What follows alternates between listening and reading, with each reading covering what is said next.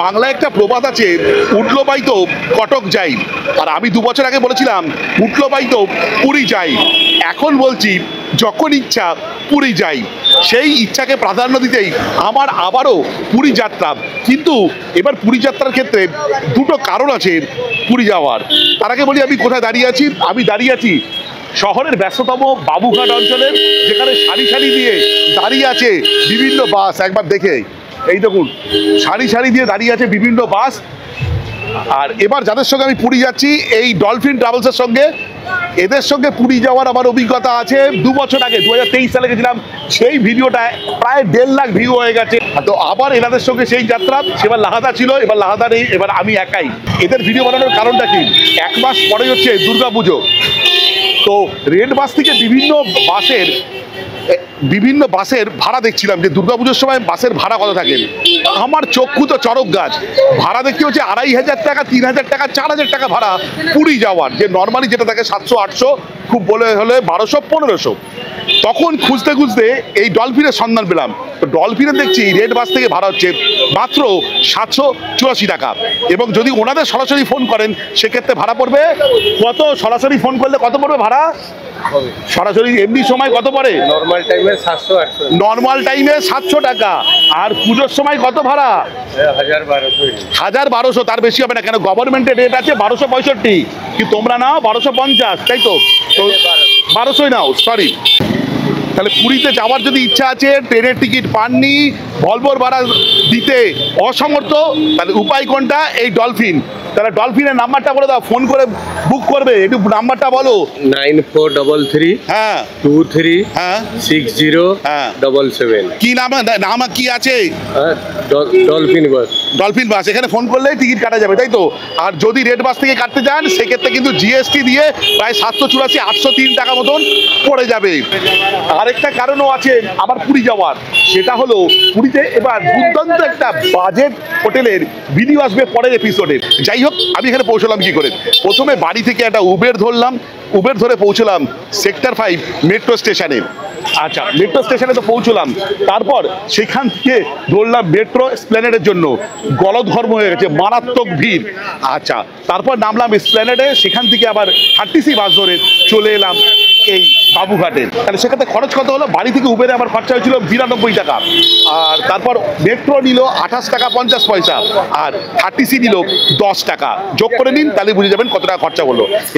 অন্য সময় যদি ডাইরেক্ট উবের বাইক করে আসতাম, প্রায় 300 টাকার কাছাকাছি খরচা পড়তো।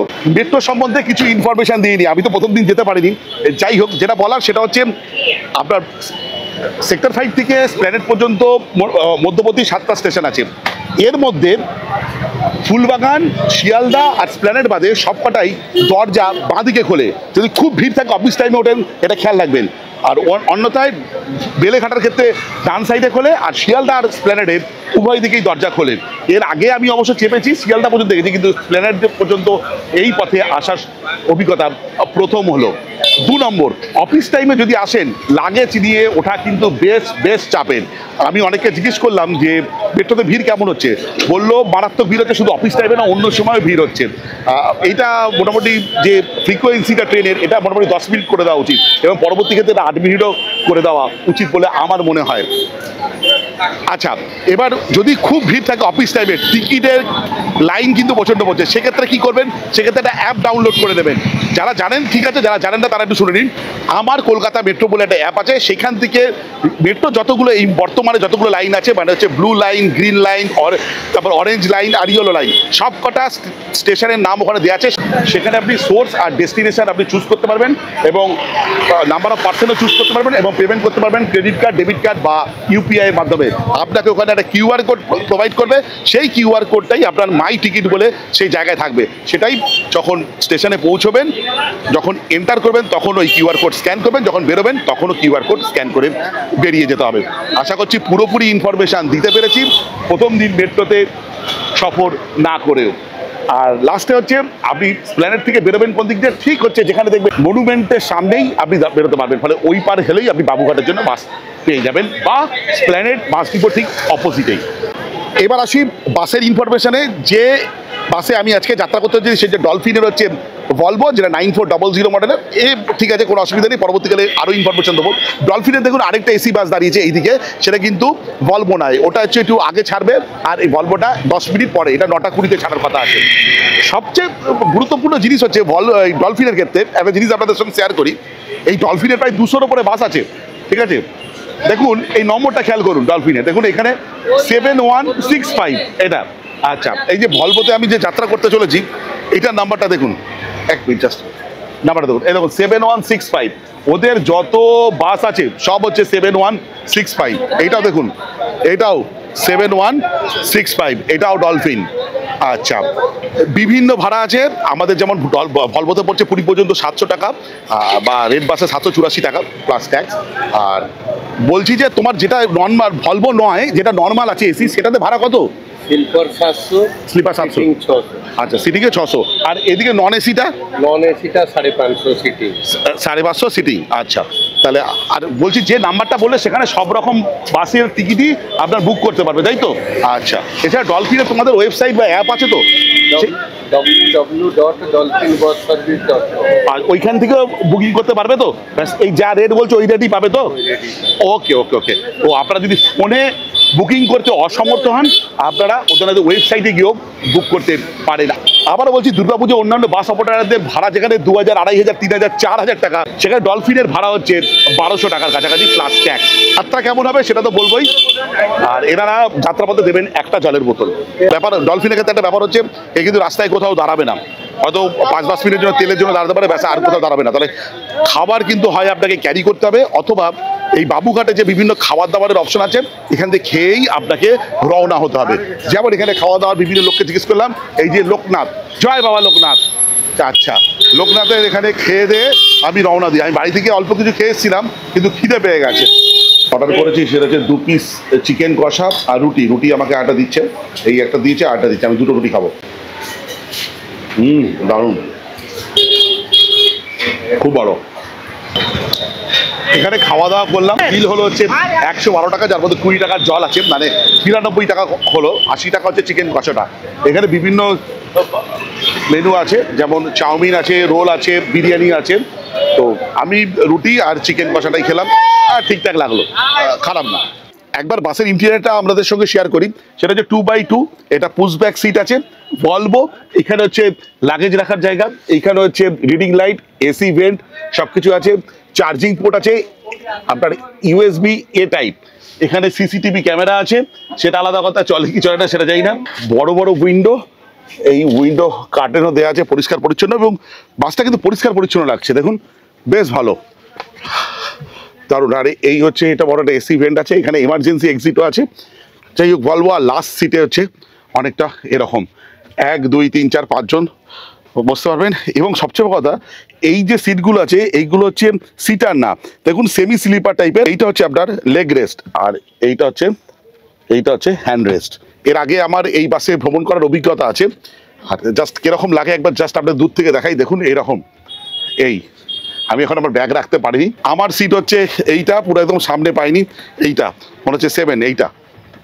যাই হোক, দেখা যাক, যদি সামনে যদি কারোর সঙ্গে একটু অদল বদল করে নিতে পারি, তবে আরও ভিডিওটা চমৎকার হবে। একবার দেখি বসে যে এটা কতটা রিক্লাইন করছে। এই আচ্ছা, এই বেশ ভালো, বেশ ভালো। এর আগের বারে যখন আমি যাত্রা করেছিলাম এই ডলফিনেরই বাসে, সেটা কত নম্বর আমি ভুলে গেছি, হয়তো ভিডিও দেখলে বোঝা যাবে। সেটা সিটটা আমার মোটামুটি লেগেছিল, কিন্তু এটা সিটটা বেশ ভালো লাগছে। আমি জানি না এতটা রিক্লাইন করতে দেবে কেন, কেননা আমার যে পেছনে যে বসবে তার হয়তো অসুবিধা হতে পারে। আর আজকে ডলফিনে আমাদের পাইলট হচ্ছে আনোয়ার ভাই। আনোয়ার ভাই, আপনি কতদিন ধরে চালাচ্ছেন ভলভো? মোটামুটি 12-13 বছর। আর বাস চালাচ্ছেন কত বছর হলো?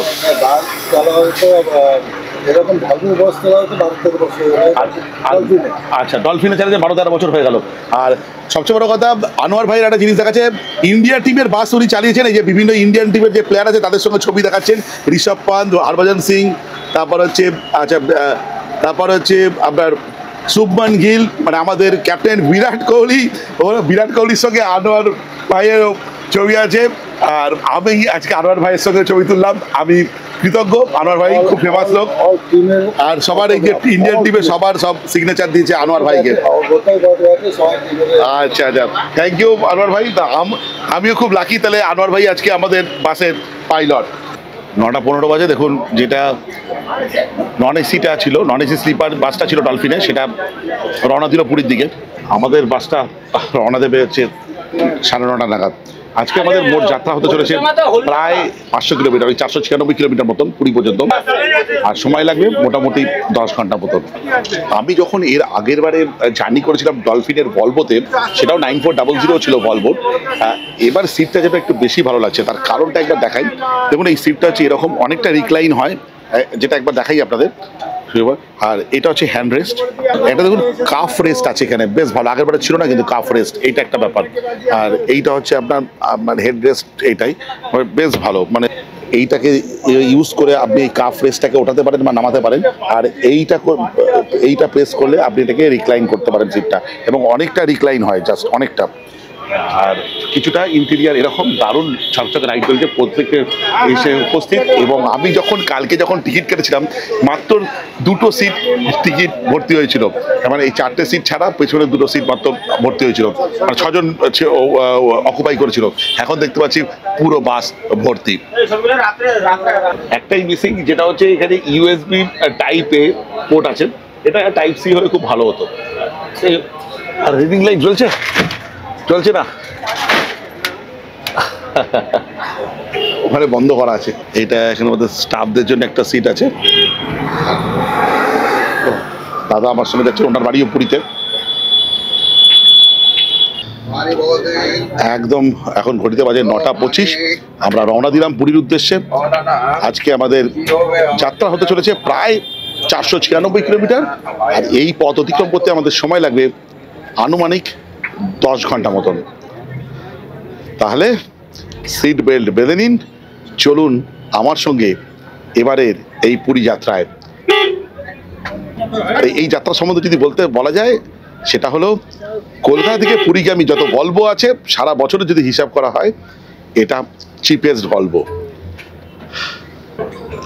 অনেক কিছু ইনফরমেশন দেওয়ার পর একটা জিনিস মনে পড়লো, যে আজকে হচ্ছে সেপ্টেম্বর মাসের 2 তারিখ 2025, আর আজকে কলকাতার এই মুহূর্তে টেম্পারেচার দেখাচ্ছে 28 ডিগ্রি সেন্টিগ্রেড। তাহলে ট্রেন্ডি ট্রাভেলার ইউটিউব চ্যানেলের আরেকটা নতুন এপিসোডে আপনাদের সবাইকে স্বাগত। তাহলে আজকের যাত্রা শুরু করা যাক। জয় জগন্নাথ।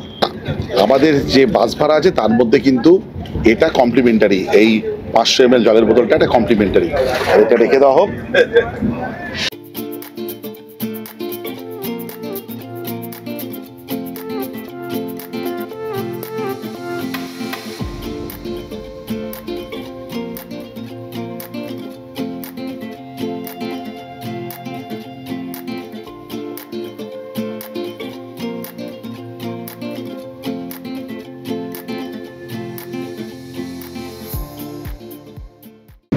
আজকে আমাদের যাত্রাপথে প্রথম টোল প্লাজা, সেটা যে কোনা এক্সপ্রেসওয়ে যে টোল প্লাজা, তার সামনে আমরা উপস্থিত। এখন ঘড়িতে বাজে হচ্ছে 9:40। আমাকে বারবার মোবাইলে টাইম দেখে বলতে হচ্ছে, তার কারণ হচ্ছে চিত্রকূট ওয়াটারফলসে আমি যেমন ঘড়িটা ফেলে এসেছি বা হারিয়ে এসেছি। এর আগে দুটো চশমা হারিয়েছি, এবার ঘড়ি হারালাম। কি বাজে স্বভাব হচ্ছে দিন দিন। আমরা এখন চলেছি কোনা এক্সপ্রেসওয়ে ধরে, যেটা হচ্ছে NH12। পরবর্তী 1.5 কিলোমিটার পর আমরা উঠবো NH16-তে। একটা জিনিস বলে রাখা ভালো, সেটা হলো আমার এই বাস যাত্রার ভিডিও করার উদ্দেশ্য এই নয় যে আপনাদের বাস এই করেই যে পুরী যেতে হবে। আপনাদের যেটা ভালো মনে হয় সেটাই করবেন, কিন্তু আমার জাস্ট এই বাস যাত্রার ভিডিও দেখার উদ্দেশ্য হলো একটা বিকল্প ব্যবস্থা তৈরি করে রাখা। যখন টিকিট পাবেন না ট্রেনে, তখন এই বাসে করেই কিন্তু যেতে হবে। এখন ঘড়িতে বাজে 10:15, আমরা পৌঁছে গেছি আলমপুরে। এখান থেকে এখনো কোলাঘাট যেতে সময় লাগবে প্রায় 50 মিনিট মতন, গুগল ম্যাপ দেখাচ্ছে। যদিও আমাদের এখানে কোনো হল্ট নেই, আমাদের মনে হয় একটা হল্ট হবে, সেটা হচ্ছে বাগনানের পরে বা দেওলটির একটু আগে। সেটা হচ্ছে ডিজেল নেওয়ার জন্য। দেখুন বাদিকে যে রাস্তাটা আছে সেটা চলে যাচ্ছে আন্দুলের দিকে। সামনে দেখতে পাচ্ছি শ্যামলী বাস আছে 9600S, একদম কিন্তু একদম 9600S।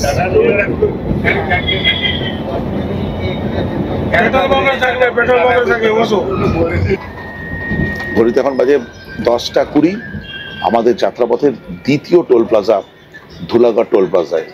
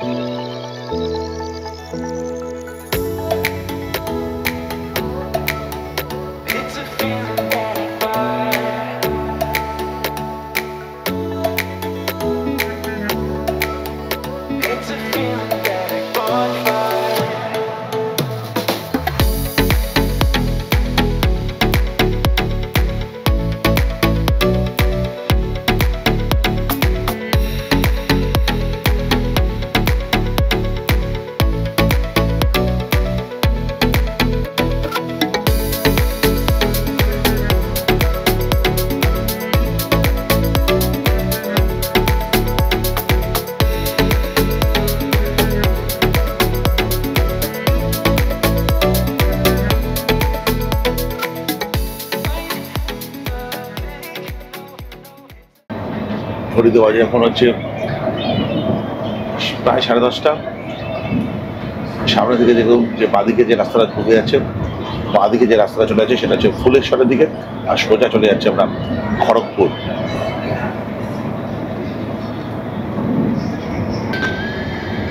ঘড়িতে বাজে 10টা 48, মানে হচ্ছে 10টা 50 বাজবো করছে। অবশেষে আমরা প্রায় পৌঁছে গেছি বাগনানে।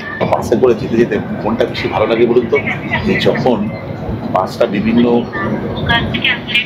লরি হোক বা বাসকে ওভারটেক করে, সেটা আমার দারুণ লাগে দেখতে।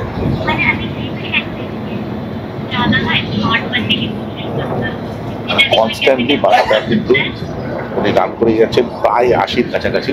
এখানে কিন্তু স্পিড লিমিট করা আছে, 80-র ওপরে কিন্তু উঠবে না, 80-র নিচে কিন্তু যেটা লিমিট করা আছে প্রায় সর্বোচ্চ বেগেই কিন্তু আমাদের বাস চলছে বেশিরভাগ সময়টা, ওই প্রথম দিকটা বাদ দিলে।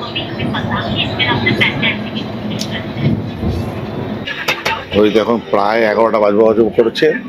এই যাত্রাপথে আমাদের আনঅফিসিয়াল একটা হল্ট, যেখানে গাড়ির জন্য নেওয়া হবে ডিজেল।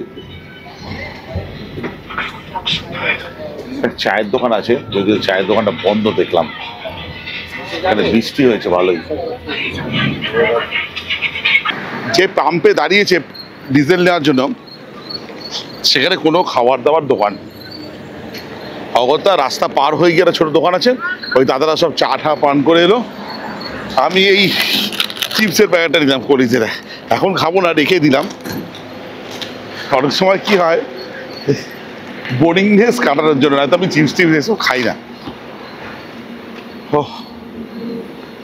আগে একটা জিও বিপির পাম্প ছিল, সেখানে বেশ ভালো ভালো খাবার দোকান আছে, কোনো একটা বাসে দাঁড়িয়ে ছিল আমি জানি। ডিজেল নেওয়া হলো 302 লিটার, 27,900 টাকা। হ্যাঁ চলুন উঠে পড়ি, এবার আমাদের বাস ছেড়ে দেবে, চলো। হ্যাঁ হ্যাঁ হ্যাঁ আসুন। এই দাদারা আছেন পুরী যাচ্ছেন মিটিংয়ে। কোথায় যাচ্ছেন আপনারা? পুরী। দাদারা পুরী যাচ্ছেন মিটিং করতে। 42 জন আছে, তাই তো? 42 জন। কোথা থেকে যাচ্ছেন আপনারা? আসছেন বাবুঘাটে, মানে কলকাতার লোক। আচ্ছা, দাদারা যে 42 জন, বাপরে বিশাল ব্যাপার। চলুন তাহলে যাওয়া যাক। হ্যাঁ একসঙ্গে, হ্যাঁ চলুন। হ্যাঁ এই দাও। 11টা 10 বাজে, আর দাদারাও সামনেটা জাস্ট এরকম করে কার্টেন দিয়ে ঢেকে দিলেন যাতে চোখে আলো না পড়ে। বেশ ভালো ব্যবস্থা, আমার জন্য একটু খারাপ ব্যবস্থা, সামনের দেখাতে পারবো না। সামনেই হচ্ছে আপনার কোলাঘাট আসছে, যেখানে রূপনারায়ণ আমরা ক্রস করব, এবং আসার পথে যখন আমরা হুগলি নদী, মানে দ্বিতীয় বিদ্যাসাগর, যখন বিদ্যাসাগর সেতু দিয়ে আমরা হুগলি নদী ক্রস করেছিলাম, আর এবার ক্রস করবো রূপনারায়ণ। যে দুটো নদী আবার সেই গাদিয়ারাতে গিয়ে পরস্পর মিলিত হয়েছে। আমরা যে জায়গায় দাঁড়িয়েছিলাম পেট্রোল পাম্পে, সেটা কোলাঘাট থেকে বেশ কিছুটা আগে, তাও অন্তত 1.5-2 কিলোমিটার আগে হবে, আর একটু বেশি আগেই হবে। আমি দেখিনি এক্স্যাক্ট ডিস্টেন্সটা।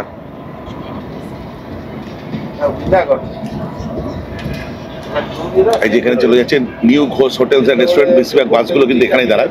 এদের খাওয়া দাওয়ার মানও কিন্তু বেশ ভালো। তার মানে সামনেই আসছে আমাদের কোলাঘাট ব্রিজ। রাতের বেলা তো আপনাদের সেরকম কিছু দৃশ্য দেখাতে পারবো না, তাহলে দিনের বেলায় এই জায়গাটা কেমন লাগে একবার আমার চিড়িয়ার চোখে আপনাদের সঙ্গে শেয়ার করা যাক। চলুন একবার দিনের বেলা কেমন লাগে সেটা একবার দেখে নেওয়া যাক।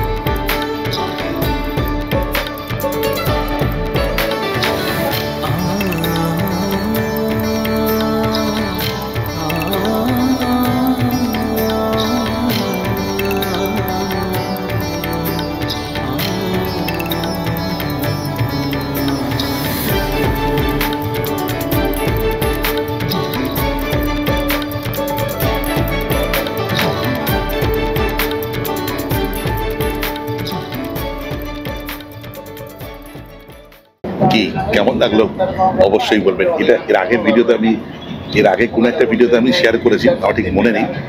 অবশ্যই বলবেন কেমন লাগলো। আমরা ক্রস করছি রূপনারায়ণ, সেই সুপরিচিত কোলাঘাট ব্রিজ, যার নিচ দিয়ে বয়ে চলেছে রূপনারায়ণ। আমরা আসার পথে যখন বিদ্যাসাগর সেতু ক্রস করেছিলাম, তখন আমরা অতিক্রম করেছিলাম হুগলি নদীকে। এই হুগলি নদী আর রূপনারায়ণ পরস্পর কিন্তু মিলিত হয় গাদিয়ারার কাছে।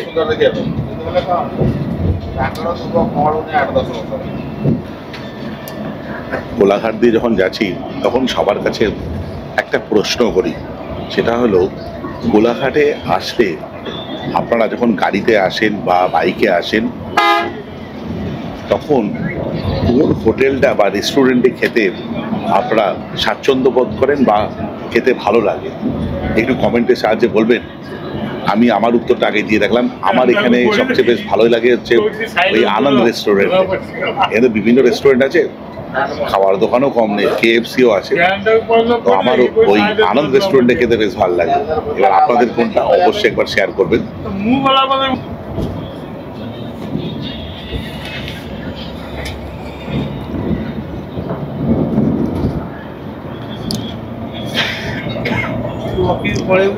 বাদিকে রাস্তাটা দেখলেন, ওটা চলেছে দীঘার দিকে।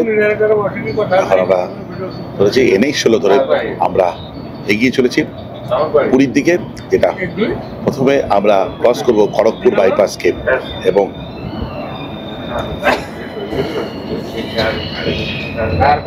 এই যাত্রাপথে আমাদের আর কোনো হল্ট নেই। আনঅফিসিয়াল হল্ট হতে পারে, অফিসিয়ালি কোনো হল্ট নেই। এই যে কোলাঘাট থেকে প্রায় ঝাড়গ্রাম 105 কিলোমিটার। এখন ঘড়িতে সময় দেখাচ্ছে 11:20। আবার একটু রেস্ট নিই, তারপর যা তথ্য পাবো আপনাদের সঙ্গে শেয়ার করবো। অবশ্যই এই বাসের ভিডিওগুলো কেমন লাগছে আমাকে বলবেন। কিন্তু খুব কষ্ট করে দ্বিধাহীনভাবে এই ভিডিওগুলো বাড়াতে হয়। সেখানে আপনাদের কিছু কমপ্লিমেন্ট পেলে আপনাদের আমি দ্বিগুণ উৎসাহ পাই। আপনাদের সাবস্ক্রিপশন, একটা কমেন্ট, যদি ভুলভ্রান্তি হয় ক্রিটিসাইজ করবেন, ব্যক্তিগত আক্রমণ করবেন না। এটা আমার কাজ করছি, আমার প্রচেষ্টা যদি সফল হয়। এখন ঘড়িতে বাজে প্রায় 3টে। আমরা বালাসোরের কাছাকাছি কোনো একটা জায়গায় দাঁড়িয়ে আছি। এখান থেকে পুরী প্রায় 198 কিলোমিটার। রাত্রিবেলা আমি অনেকটা ঘুমিয়ে পড়েছিলাম, আমি ভিডিও করতে পারিনি, মানে খুব ক্লান্ত লাগছিল। কি বলবো, কিছু হালকা ফুটেজ নিয়েছিলাম পথের, কিন্তু আমি ঘুমিয়ে পড়েছিলাম। এরকম একটা জায়গায় দাঁড়িয়েছি, এখানে একটা পেট্রোল পাম্প আছে, সব জায়গায় দাঁড়িয়ে আছে। এখানে ভালো বৃষ্টি হয়েছে, আকাশের অবস্থাও বেশ দেখলাম এবং বিদ্যুৎ চমকাচ্ছিল। বাসটা খারাপ আসেনি, ভালোই আসছিল বাসটা, কিন্তু মাঝে মাঝে রাস্তার অবস্থা খুব একটা ভালো না, মানে এমনি তো ডাইভারশন প্রচুর আছে এই রাস্তায়। আর যেটা বলার, ঠান্ডা লাগছিল প্রচণ্ড, এসিটা মানে 24-এ রেখেছিল, বেশ ঠান্ডা লাগছিল। আমি যদি দেখি দাদাকে বলে যদি একটু এসিটাকে একটু মানে কি বলবো 26-28-এ করে দেওয়া যায়। আর কি বলবো, এখানে একটা চায়ের দোকান আছে, দাদারা সবাই যারা আছে আমাদের বাসে তারা সবাই চা পান করছে, কারণ এখানে তো আর কোনো বাস নেই। পরবর্তী মেজর হল্ট হবে ভুবনেশ্বরে গিয়েই। পুরো ঘুমিয়ে পড়েছিলাম একদম, ও মা। যাই হোক, আমাদের বাসটা ছাড়লো প্রায় 3:15 নাগাদ। এখান থেকে ভুবনেশ্বর ওই প্রায় 154 থেকে 55 কিলোমিটার। বাইরেটা একবার দেখাই, এখানে পর্দা দিয়ে দিয়েছে। এই হচ্ছে ব্যাপার, বাইরে দেখুন বাইরে বৃষ্টি পড়ছে। একটা জিনিস আপনাকে মানতে হবে, রাত্রিবেলা ট্রেন জার্নি আর বাস জার্নির মধ্যে একটা পার্থক্য আছে। ট্রেন জার্নিতে সেরকম কিছুই দেখানো যায় না অন্ধকার থেকে, বাসের জার্নিতে তবুও কিছুটা বাইরেটা দেখানো যায়। এই দেখুন জায়গায় জায়গায় ডাইভারশন। এই রাস্তাটা ডাইভারশন বা রাস্তার যে বিল্ড আপ কবে থেকে চলছে, মানে আমি 2022 সালে এসেছিলাম, তখনও দেখছিলাম রাস্তার কাজ চলছে, মানে 3 বছর হয়ে গেল, তাও ওই যেন শেষ হয় না, এই যেন আজন্ম এই রাস্তার কাজ চলবে। আপনাদের সঙ্গে কথা বলছিলাম, আর এর মধ্যে দেখুন ঝমাঝম বৃষ্টি বাইরে, ভালো জোরে বৃষ্টি পড়ছে।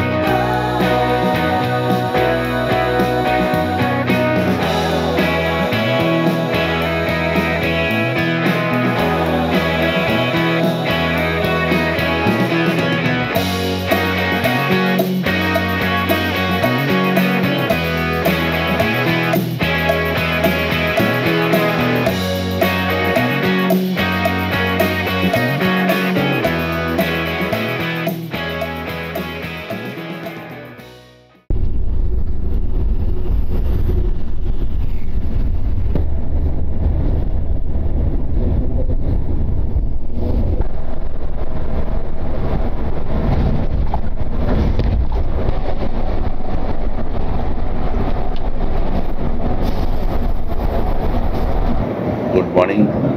আজ হচ্ছে সেপ্টেম্বর মাসের 3 তারিখ 2025। আমরা আমাদের যে বাস জার্নি চলছে তাতে আমরা খুব শীঘ্রই পৌঁছে যাব কটকে, তারপরে আমরা ক্রস করব মহানদী ব্রিজ। এদিকে রাস্তা দারুণ। আমি বেশ কিছুদিন আগে কোরাপুট ঘুরে এলাম, এই উড়িষ্যা রাজ্যেরই দুর্দান্ত জায়গা।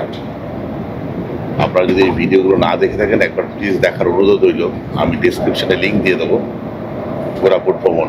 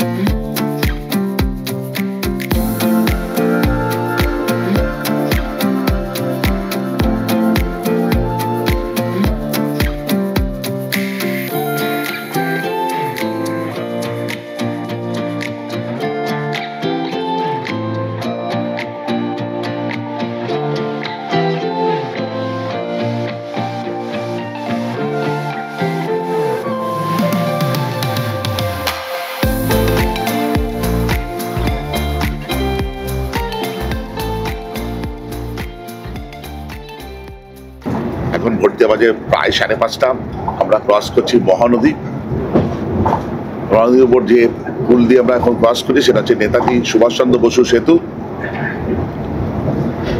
এই যে সেতুটা সেটা হচ্ছে মহানদী এবং তার যে শাখা নদী আছে কার্জনী তার উপরে নির্মিত। আর এই সেতুর দৈর্ঘ্য হচ্ছে 2.88 কিলোমিটার।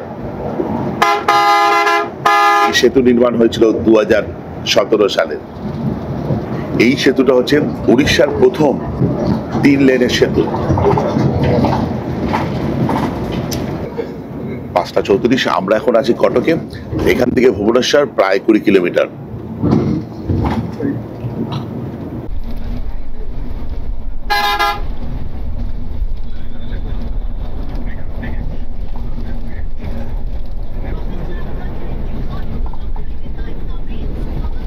ঘড়িতে বাজে প্রায় 7টা এখন। আর আমাদের সামনে যাচ্ছে এখন শ্যামলী 9600। 9600 এসি হবে এটা। খুব শীঘ্রই আমরা পৌঁছে যাবো মালতীপাদপুরে, যেখানে মেন বাস স্ট্যান্ড। ডান দিকে যে বাস টার্মিনাসটা দেখা যায় সেটা মালতীপাদপুর যে বাস টার্মিনাস। আর সামনে মালতীপাদপুর রেলওয়ে স্টেশন আছে বাঁদিকে। বেশ বড় বাস টার্মিনাস, বেশ বড়।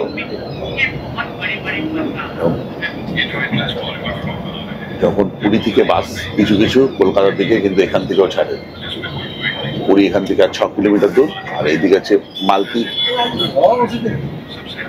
আতাপুর রেলওয়ে স্টেশন বাঁদিকে। বাপরে বাপ, বাস পার্টি বাস দেখুন, শুধু বাস ভর্তি এই সময়।